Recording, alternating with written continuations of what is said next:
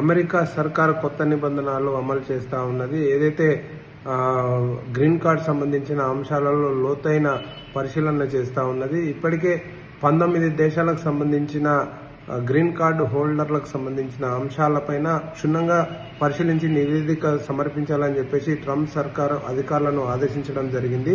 ఇంతేకాకుండా ప్రతి ఏటా లాటరీ విధానం ద్వారా డైవర్సిటీ సంబంధించిన వీసాలు కూడా జారీ చేసేవారు. ఈ యొక్క లాటరీ పద్ధతి ద్వారా సుమారుగా 50,000 పైన వీసాలు పొందేవారు. అవన్నీ కూడా ఇప్పుడు పూర్తి స్థాయిలో నిలిచిపోయాయి.